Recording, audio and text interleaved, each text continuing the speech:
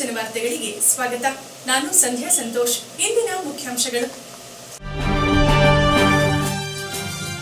ಕಟ್ಟಡಗಳನ್ನು ಮಳೆ ಬಿಸಿಲಿನಿಂದ ರಕ್ಷಿಸುವ ಸಲುವಾಗಿ ಕಟ್ಟಡಗಳಿಗೆ ಮೇಲ್ಚಾವಣಿಗೆ ಮುಂದಾಗುವಂತೆ ಸೂಚಿಸಿದ ಶಾಸಕ ಸಿಎನ್ ಬಾಲಕೃಷ್ಣರವರು ನವೋದಯ ವಿದ್ಯಾಸಂಘದ ಕಟ್ಟಡಕ್ಕೆ 10 ಲಕ್ಷ ರು ವೆಚ್ಚದಲ್ಲಿ ಮೇಲ್ಚಾವಣಿ ನಿರ್ಮಾಣಕ್ಕೆ ಶಂಕುಸ್ಥಾಪನೆ. ಎಂಎ ಗೋಪಾಲಸ್ವಾಮಿಯವರ ಹುಟ್ಟುಹಬ್ಬದ ಸಲುವಾಗಿ 3 ದಿನಗಳು ನಡೆದ ವಾಲಿಬಾಲ್ ಪಂದ್ಯಾವಳಿಗೆ ತೆರೆ. ಪುರುಷರ ವಿಭಾಗದಲ್ಲಿ ಚೆನ್ನೈನ ಎಸ್ಆರ್ಎಂ ತಂಡ ಪ್ರಥಮ ಮತ್ತು ಮಹಿಳಾ ವಿಭಾಗದಲ್ಲಿ ಚೆನ್ನೈನ ಐಸಿಎಫ್ ತಂಡ ಪ್ರಥಮ. ನಗದು ಮತ್ತು ಪಾರಿತೋಷಕ ವಿತರಿಸಿ ಅಭಿನಂದಿಸಿದ ಗೋಪಾಲಸ್ವಾಮಿಯವರು. ತಾಲೂಕಿನ ನುಗ್ಗೇಹಳ್ಳಿಯಲ್ಲಿನ ಶ್ರೀ ಸಿದ್ಧಿವಿನಾಯಕ ಯುವಕರ ಸಂಘದಿಂದ 20ನೇ ವರ್ಷದ ಗಣಪತಿ ಮಹೋತ್ಸವ. ವಿವಿಧ ಕಲಾ ತಂಡಗಳ ಮೆರವಣಿಗೆ, ಭಕ್ತಾದಿಗಳಿಗೆ ಅನ್ನ ಸಂತರ್ಪಣೆ. ತಾಲೂಕಿನ ಹಿರಿಸಾವಿಯಲ್ಲಿನ ಚೌಡೇಶ್ವರಿ ದೇವಿ ಸನ್ನಿಧಿಯಲ್ಲಿ ನವರಾತ್ರಿ ಆಚರಣೆ. 4ನೇ ದಿನವಾದ ಸೋಮವಾರದಂದು ದೇವಿಯ ಚಿಕ್ಕ ರಥೋತ್ಸವ. ಸಾವಿರಾರು ಭಕ್ತರು ಭಾಗಿ. ವಾರ್ತೆಗಳ ವಿವರ. ಕಟ್ಟಡಗಳನ್ನು ಬಿಸಿಲು ಮಳೆಯಿಂದ ರಕ್ಷಿಸುವ ಸಲುವಾಗಿ ನವೋದಯ ವಿದ್ಯಾಸಂಘದ ಎಲ್ಲ ಕೊಠಡಿಗಳಿಗೂ ಮೇಲ್ಚಾವಣಿಯನ್ನು ಅಳವಡಿಸುವಂತೆ ಶಾಸಕ ಸಿಎನ್ ಬಾಲಕೃಷ್ಣರವರು ವಿದ್ಯಾಸಂಘದ ಆಡಳಿತ ಮಂಡಳಿಗೆ ಸೂಚಿಸಿದ್ದಾರೆ. ಭಾನುವಾರದಂದು ನವೋದಯ ವಿದ್ಯಾಸಂಸ್ಥೆಯಲ್ಲಿನ ಒಂದು ಭಾಗದ ಕಟ್ಟಡಕ್ಕೆ 10 ಲಕ್ಷ ರುಗಳ ವೆಚ್ಚದಲ್ಲಿ ಅಳವಡಿಸಲಾಗುತ್ತಿರುವ ಮೇಲ್ಚಾವಣಿ ಕಾಮಗಾರಿಗೆ ಶಂಕುಸ್ಥಾಪನೆ ನೆರವೇರಿಸಿ ಮಾತನಾಡಿದ ಅವರು, ಕಟ್ಟಡಗಳು ಬಿಸಿಲು ಮಳೆಗೆ ಹಾಳಾಗುತ್ತಿರುವ ಹಿನ್ನೆಲೆಯಲ್ಲಿ ಅವುಗಳ ರಕ್ಷಣೆಗೆ ಮೇಲ್ಚಾವಣಿ ಅಳವಡಿಕೆ ಕಡ್ಡಾಯವಾಗಬೇಕು. ಸದ್ಯ ಒಂದು ಭಾಗದ ಕಟ್ಟಡಕ್ಕೆ ನವೋದಯ ವಿದ್ಯಾಸಂಘವು ಮೇಲ್ಚಾವಣಿಯನ್ನು ಅಳವಡಿಸುತ್ತಿದೆ. ಮುಂದೆ ಹಂತ ಹಂತವಾಗಿ ಎಲ್ಲ ಕಟ್ಟಡಗಳಿಗೂ ದಾನಿಗಳ ಸಹಕಾರವನ್ನು ಪಡೆದು ಮೇಲ್ಚಾವಣಿ ಅಳವಡಿಕೆ ಮಾಡಿಕೊಳ್ಳಬೇಕು. ತಾಲೂಕಿನ ಎಲ್ಲ ಸರ್ಕಾರಿ ಶಾಲಾ ಕಟ್ಟಡಗಳಿಗೂ ಮೇಲ್ಚಾವಣಿ ಅಳವಡಿಸಲು ಅನುದಾನದನುಸಾರವಾಗಿ ಕ್ರಮ ಕೈಗೊಳ್ಳಲಾಗುವುದು. ಇನ್ನು ನವೋದಯ ವಿದ್ಯಾಸಂಸ್ಥೆಯಲ್ಲಿ ಇಂದಿನ ಕಾಲಘಟ್ಟಕ್ಕೆ ಅವಶ್ಯವಿರುವ ಸಿಬಿಎಸ್ಇ ಪಠ್ಯಕ್ರಮ ಆರಂಭಿಸುವ ಕುರಿತಾಗಿ ಸಂಸ್ಥೆಯ ಸಾಮಾನ್ಯ ಸಭೆಯಲ್ಲಿ ತೀರ್ಮಾನವಾದಂತೆ ಶೀಘ್ರ ಕಾರ್ಯೋನ್ಮುಖವಾಗಬೇಕೆಂದರು. ಬೆಂಗಳೂರಿನ ಕಿಮ್ಸ್ ಕಾಲೇಜಿನ ಪ್ರಾಂಶುಪಾಲರಾದ ಡಾಕ್ಟರ್ ಭಗವಾನ್ ರವರು 3 ಕೊಠಡಿಗಳನ್ನು ನಿರ್ಮಿಸಿಕೊಡುವುದಾಗಿ ಹೇಳಿದ್ದಾರೆ. ಅದೇ ರೀತಿ ಸಂಸ್ಥೆಯ ಮಾಜಿ ಅಧ್ಯಕ್ಷರಾದ ಸಿಎನ್ ಚಂದ್ರೇಗೌಡರವರು 3 ಕೊಠಡಿಗಳನ್ನು ಕಟ್ಟಿಸಿಕೊಡುವುದಾಗಿ ತಿಳಿಸಿದ್ದಾರೆ. ಈ ರೀತಿ ಸಹಕಾರ ಮನೋಭಾವ ಹೊಂದಿರುವ ಹಳೆಯ ವಿದ್ಯಾರ್ಥಿಗಳನ್ನು ಸಂಪರ್ಕಿಸಿ ಅವರಿಂದ ಸಂಸ್ಥೆಯ ಅಭಿವೃದ್ಧಿಗೆ ಸಹಕಾರ ಪಡೆಯುವಂತೆ ತಿಳಿಸಿ ಗತಕಾಲದ ವೈಭವ ಹೊಂದಿರುವ ಸಂಸ್ಥೆಯ ಏಳ್ಗೆಗೆ ಎಲ್ಲ ಆಡಳಿತ ಮಂಡಳಿಯ ಸದಸ್ಯರು ಒಂದಾಗಿ ಹೋಗಬೇಕೆಂದು ಕಿವಿಮಾತು ಹೇಳಿದರು. ಇನ್ನು ಸದ್ಯ ನಿರ್ಮಿಸಲಾಗುತ್ತಿರುವ ಮೇಲ್ಚಾವಣಿಗೆ ಪುರಸಭಾ ಸದಸ್ಯರಾದ ಮೋಹನ್ ಕುಮಾರ್ 1 ಲಕ್ಷ ರುಗಳು, ಪುರಸಭಾ ಮಾಜಿ ಅಧ್ಯಕ್ಷರು ಹಾಲಿ ಸದಸ್ಯರಾದ ಸಿಎನ್ ಶಶಿಧರ್ ಅವರು 50,000, ಮಮತೆಯ ಮಡಿಲು ಆಸ್ಪತ್ರೆಯ ನಿರ್ದೇಶಕರಾದ ಡಾಕ್ಟರ್ ರಮೇಶ್ ಬಾಬು 50,000 ಮತ್ತು ಸಿಎನ್ ಚಂದ್ರೇಗೌಡರವರು 2 ಲಕ್ಷ ರುಗಳ ಹಣ ನೀಡಿದ್ದು ಅವರನ್ನ ಸಂಸ್ಥೆಯು ಗೌರವಿಸಿತ್ತು. ಈ ವೇಳೆ ವಿದ್ಯಾಸಂಘದ ಆಡಳಿತ ಮಂಡಳಿಯ ಅಧ್ಯಕ್ಷರಾದ OR ರಂಗೇಗೌಡ, ಗೌರವಾಧ್ಯಕ್ಷರಾದ ಡಾಕ್ಟರ್ ಶೇಷಶಯನ, ಉಪಾಧ್ಯಕ್ಷರಾದ ಡಾಕ್ಟರ್ ಪ್ರಮೋದ್, ಕಾರ್ಯದರ್ಶಿ ಶರತ್ ಕೆಂಬಾಳು, ಸಹಕಾರ್ಯದರ್ಶಿ ಮರುವನಹಳ್ಳಿ ಸಂತೋಷ್, ನಿರ್ದೇಶಕರಾದ ಮುರಾರ್ಜಿ ಮಂಜಣ್ಣ, ಆನಂದ್ ಕಾಳೇನಹಳ್ಳಿ, ಗಿರೀಶ್ ಗನ್ನಿ, ರಾಘವೇಂದ್ರ, ಆದರ್ಶ್, ಮಾಜಿ ಅಧ್ಯಕ್ಷ ಎಚ್ ಶ್ರೀಕಂಠಪ್ಪ ಸೇರಿ ಸಂಸ್ಥೆಯ ಪ್ರಾಂಶುಪಾಲರು, ಮುಖ್ಯ ಶಿಕ್ಷಕರು ಇದ್ದರು. ಅದು ಇವತ್ತು ಒಳ್ಳೆ ದಿವಸ ಕೂಡ ಇದೆ. ಅದರ ನವರಾತ್ರಿಯ ಒಂದು ಸಂದರ್ಭದಲ್ಲಿ ತಾಯಿ ಚಾಮುಂಡೇಶ್ವರಿಯ ಒಂದು ಏನು ಜಂಬೂ ಸವಾರಿಯ ಹತ್ತಿರದ ದಿನಗಳಲ್ಲಿ ಈ ಒಂದು ನವೋದಯ ವಿದ್ಯಾಸಂಸ್ಥೆಯಲ್ಲಿ ಒಂದು ಮಾತು ಕಾರ್ಯ ಪೂಜ್ಯ ನಮ್ಮ ಶಿಕ್ಷಕ ಸ್ನೇಹಿತರು ಮತ್ತು ಅರ್ಚಕರ ಮೂಲಕ ಇವತ್ತು ವಿಶೇಷವಾಗಿ ನೆರವೇರಿದೆ. ಏಕೆಂದರೆ ಇವೆಲ್ಲ ನಾನು ಅಂದ್ರೆ ಆಗಲ್ಲ, ನಾವು ಅಂದರೆ ಮಾತ್ರ ಸಾಧ್ಯ.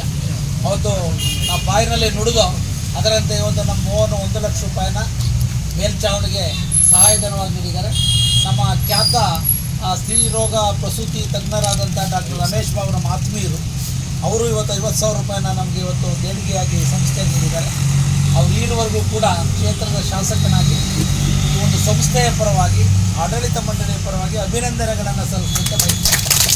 ಈಗಾಗಲೇ ಪ್ರಥಮವಾಗಿ ನಮ್ಮ ಉದ್ಯಮಿಗಳಾದಂಥ ಬ್ಲೂ ಲೈನ್ ಟ್ರಾವೆಲ್ಸ್ನ ಮಾಲೀಕರಾದಂಥ ನಮ್ಮ ದೇವರಾಜು ಅವರು ಅವರ ತಂದೆ ತಾಯಿಗಳ ಒಂದು ಸಹಕಾರ ಆಶೀರ್ವಾದದಿಂದ ಒಂದು ಗುಣಮಟ್ಟದ ಒಂದು ಶೌಚಾಲಯವನ್ನು ನಿರ್ಮಾಣ ಮಾಡಿ ಒಂದು ರಿನೋವೇಷನ್ ಮಾಡಿ ಲೋಕಾರ್ಪಣೆಗೆ ಅವಕಾಶ ಮಾಡಿಕೊಟ್ಟಿದ್ದಾರೆ.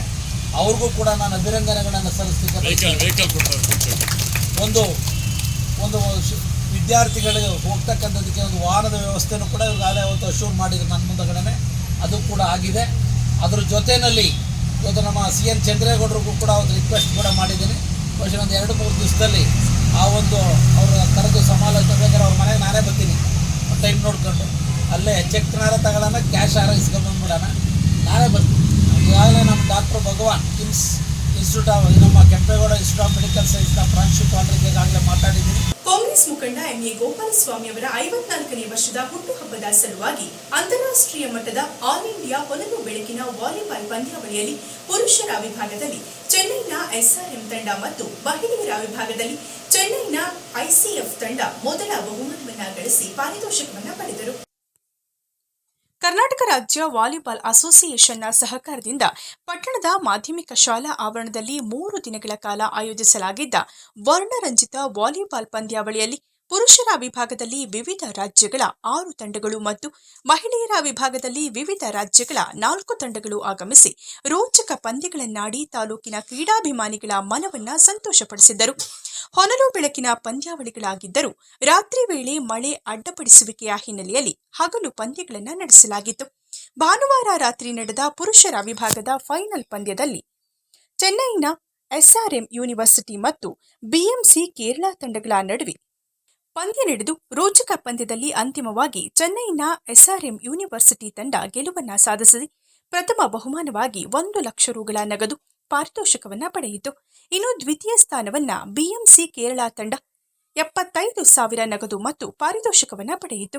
3ನೇ ಸ್ಥಾನವನ್ನ ಚೆನ್ನೈನ ಇನ್ಕಮ್ ಟ್ಯಾಕ್ಸ್ ತಂಡ 50,000 ನಗದು ಮತ್ತು 4ನೇ ಸ್ಥಾನವನ್ನ ಕೇರಳ ಪೊಲೀಸ್ ತಂಡ 25,000ಗಳ ನಗದಿನೊಂದಿಗೆ ಪಾರಿತೋಷಕ ಪಡೆದರು. ಇನ್ನು ಮಹಿಳೆಯರ ವಿಭಾಗದಲ್ಲಿ ನಡೆದ ಪಂದ್ಯಗಳ ಪೈಕಿ ಚೆನ್ನೈನ ಐಸಿಎಫ್ ತಂಡ ಪ್ರಥಮ ಸ್ಥಾನವನ್ನ ಪಡೆದು 50,000ಗಳ ನಗದು ಮತ್ತು ಪಾರಿತೋಷಕ, ದ್ವಿತೀಯ ಸ್ಥಾನವನ್ನ ಚೆನ್ನೈನ ಎಸ್ಆರ್ಎಂ ತಂಡ 40,000 ನಗದು ಮತ್ತು ಪಾರಿತೋಷಕ ಹಾಗೂ 3ನೇ ಸ್ಥಾನವನ್ನ ಬ್ಯಾಂಕ್ ಆಫ್ ಮಹಾರಾಷ್ಟ್ರ ತಂಡ ಮತ್ತು 4ನೇ ಸ್ಥಾನವನ್ನ ಕರ್ನಾಟಕ ತಂಡ ಪಡೆದು ಕ್ರಮವಾಗಿ 30 ಹಾಗೂ 20,000 ನಗದಿನೊಂದಿಗೆ ಪಾರಿತೋಷಕವನ್ನ ತಮ್ಮದಾಗಿಸಿಕೊಂಡವು. ಗೆದ್ದ ಎಲ್ಲ ತಂಡಗಳಿಗೂ ಮಾಜಿ ಎಂಎಲ್ಸಿಗಳಾದ ಎಂಇ ಗೋಪಾಲಸ್ವಾಮಿ ಅವರು ಬಹುಮಾನವನ್ನ ವಿತರಣೆ ಮಾಡಿ ಅಭಿನಂದಿಸಿದರು.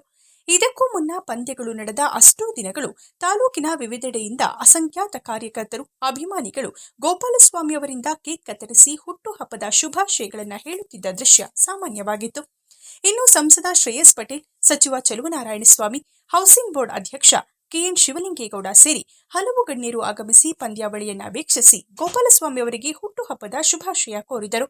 ಇನ್ನೊಂದೆಡೆ ಭಾನುವಾರದಂದು ಬೆಳಗ್ಗೆ ಗೋಪಾಲಸ್ವಾಮಿ ಅವರ ಹುಟ್ಟುಹಬ್ಬದ ನಿಮಿತ್ತ ತಾಲೂಕಿನ ಜನರ ಸುರಕ್ಷತೆ ಸಲುವಾಗಿ ಆರೋಗ್ಯ ಮೇಳವನ್ನು ನಡೆಸಲಾಯಿತು.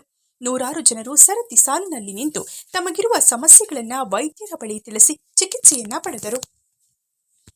ಚನ್ನರಾಯಪಟ್ಟಣ ತಾಲೂಕಿನ ನುಗ್ಗೇಹಳ್ಳಿ ಹೋಬಳಿಯಲ್ಲಿನ ಶ್ರೀ ಸಿದ್ಧಿವಿನಾಯಕ ಯುವಕ ಸಂಘದ ವತಿಯಿಂದ ಸತತ 20ನೇ ವರ್ಷಗಳಿಂದ ಪ್ರತಿಷ್ಠಾಪಿಸಿಕೊಂಡು ಬಂದಿರುವ ಗಣೇಶ ಮೂರ್ತಿಯ ವಿಸರ್ಜನಾ ಕಾರ್ಯದ ಸಲುವಾಗಿ ಭಾನುವಾರ ಅದ್ದೂರಿ ಗಣೇಶೋತ್ಸವ ನಡೆಯಿತು. ನುಗ್ಗೇಹಳ್ಳಿ ಗ್ರಾಮದ ಕುರುಬರ ಬೀದಿಯ ಶ್ರೀ ಸಿದ್ಧಿವಿನಾಯಕ ಸಂಘದ ವತಿಯಿಂದ 20ನೇ ವರ್ಷದ ಗೌರಿ ಗಣೇಶೋತ್ಸವ ವಿಸರ್ಜನಾ ಮಹೋತ್ಸವದ ಅಂಗವಾಗಿ ಗ್ರಾಮದ ರಾಜಬೀದಿಗಳಲ್ಲಿ ಗೌರಿ ಗಣೇಶ ಮೂರ್ತಿಯ ಉತ್ಸವದೊಂದಿಗೆ ವಿವಿಧ ಕಲಾ ತಂಡಗಳ ಗೊಂಬೆ ಕುಣಿತ, ಚಂಡೆ ಮೇಳ ಕಾರ್ಯಕ್ರಮ ಸೇರಿದಂತೆ ವಿವಿಧ ಸಾಂಸ್ಕೃತಿಕ ಕಾರ್ಯಕ್ರಮಗಳು ಸಾರ್ವಜನಿಕರ ಗಮನ ಸೆಳೆಯಿತು. ಗೌರಿ ಗಣೇಶ ವಿಸರ್ಜನಾ ಮಹೋತ್ಸವದ ಅಂಗವಾಗಿ ಗ್ರಾಮದ ಮುಖ್ಯ ರಸ್ತೆ ಸೇರಿದಂತೆ ರಾಜಬೀದಿಗಳು ವಿದ್ಯುತ್ ದೀಪದಿಂದ ಅಲಂಕಾರದಿಂದ ಕಂಗೊಳಿಸುತ್ತಿದ್ದವು. ಗಣೇಶೋತ್ಸವದ ಅಂಗವಾಗಿ ಗಂಧರ್ವಗಿರಿ ಗೆಳೆಯರ ಬಳಗದ ವತಿಯಿಂದ ಸಾರ್ವಜನಿಕರಿಗೆ ಅನ್ನ ಸಂತರ್ಪಣೆ ಏರ್ಪಡಿಸಲಾಗಿತ್ತು.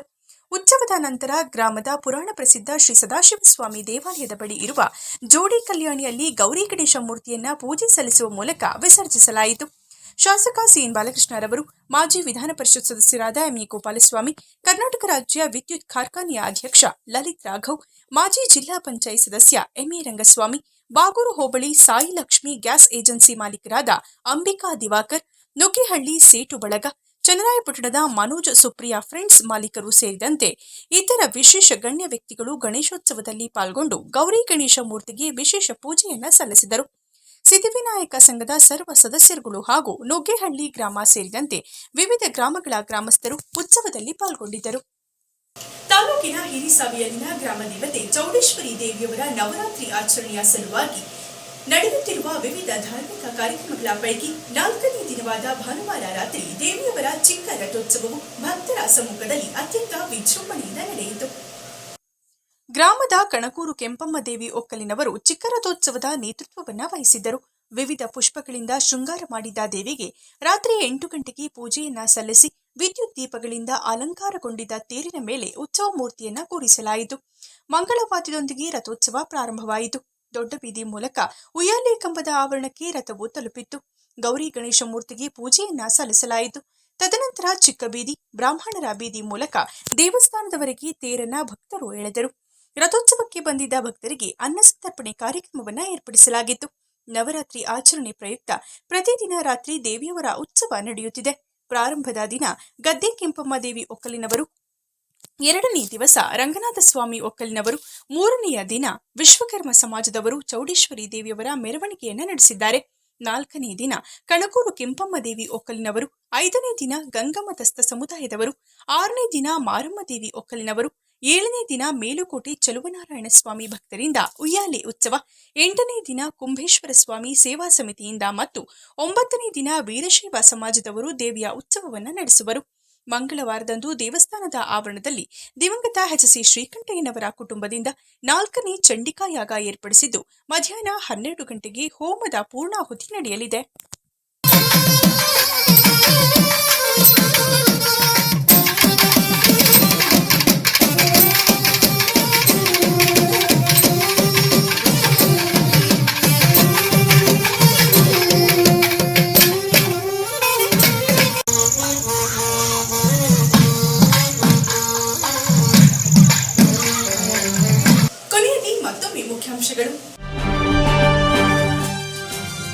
ಕಟ್ಟಡಗಳನ್ನು ಮಳೆ ಬಿಸಿಲಿನಿಂದ ರಕ್ಷಿಸುವ ಸಲುವಾಗಿ ಕಟ್ಟಡಗಳಿಗೆ ಮೇಲ್ಚಾವಣಿಗೆ ಮುಂದಾಗುವಂತೆ ಸೂಚಿಸಿದ ಶಾಸಕ ಸಿಎನ್ ಬಾಲಕೃಷ್ಣರವರು ನವೋದಯ ವಿದ್ಯಾಸಂಘದ ಕಟ್ಟಡಕ್ಕೆ 10 ಲಕ್ಷ ರು ವೆಚ್ಚದಲ್ಲಿ ಮೇಲ್ಚಾವಣಿ ನಿರ್ಮಾಣಕ್ಕೆ ಶಂಕುಸ್ಥಾಪನೆ.